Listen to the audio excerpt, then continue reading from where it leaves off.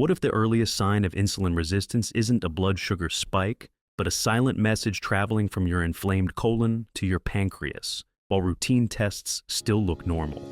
Welcome to Dr. Mercola's Cellular Wisdom. Stay informed with quick, easy-to-listen summaries of our latest articles, perfect for when you're on the go. No reading required. Subscribe for free at mercola.com for the latest health insights. Hello, and welcome to Dr. Mercola's Cellular Wisdom. I'm Ethan Foster, guiding today's discussion on the central role of gut inflammation in insulin resistance. Joining me is Alara Sky, here to translate complex research into clear, practical steps. Thank you, Ethan. Today we'll unpack new evidence showing that inflammation in your colon can push your pancreas to expand insulin-producing beta cells before your glucose numbers budge, an early warning system hidden from standard tests. The core finding is striking. Researchers induced leaky gut in mice, saw no weight gain or sugar overload, yet detected nerve signals from the liver prompting the pancreas to prepare for metabolic stress. The colon became inflamed, harmful lipopolysaccharides leaked through the compromised barrier, and the liver responded by activating its ERK stress pathway. That nerve signal alone drove beta cell expansion in the pancreas. When scientists interrupted either the gut inflammation or the nerve link between liver and pancreas, beta cell growth stopped. Gut-driven inflammation was sufficient to ignite insulin imbalance, independent of diet or body weight. The pattern repeated with a high-fat diet. The same barrier breakdown, the same liver stress, the same pancreatic response. The initiating event was the damaged gut wall, not excess sugar. Detecting this hidden stress matters. The article highlights this HOMA-IR marker. Measure fasting glucose and fasting insulin, then calculate HOMA-IR by multiplying glucose milligrams per deciliter and insulin microunits per milliliter, and dividing by 405. A score under 1.0 means you're using insulin efficiently. Anything above signals that your body is already fighting harder to maintain normal sugar, even if the glucose line on your lab report looks fine. What compromises the intestinal barrier and begins this cascade? Low butyrate is central. Butyrate, a short-chain fatty acid produced when your gut bacteria ferment specific fibers, fuels colon cells, and keeps the barrier sealed against toxins.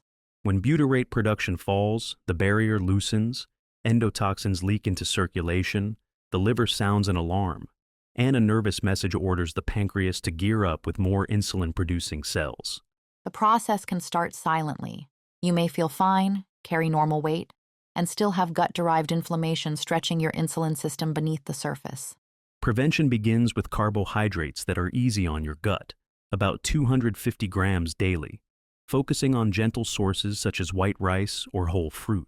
These foods supply glucose without overtaxing an irritated colon. Once bloating and discomfort subside, introduce resistant starches like cooked then cooled white potatoes or green bananas. They feed butyrate-producing bacteria and raise your internal defenses.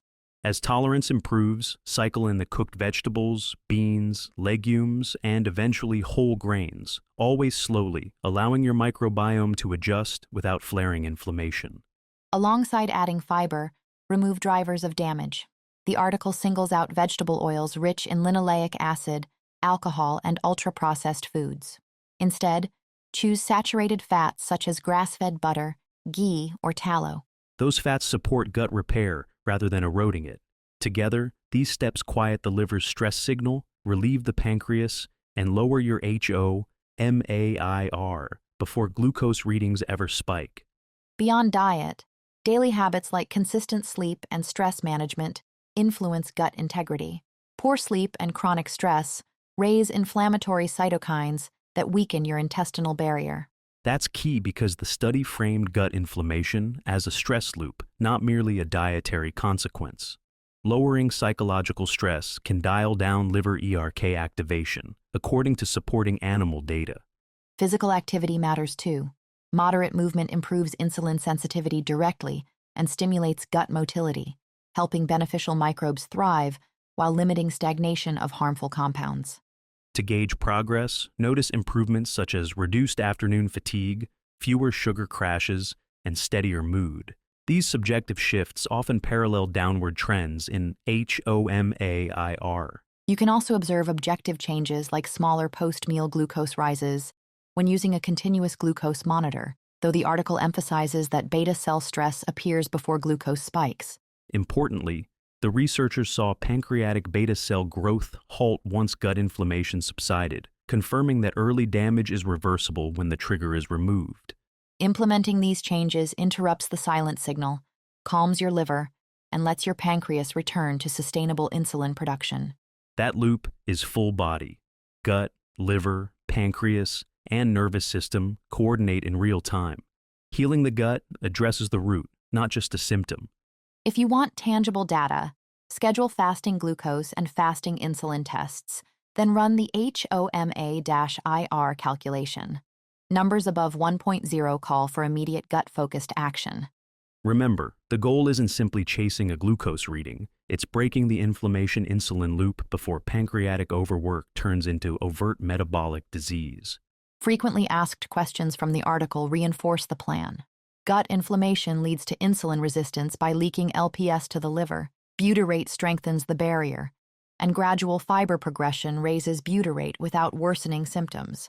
Habits to eliminate include vegetable oils, fried foods, alcohol, and processed snacks that weaken the gut lining and feed harmful bacteria.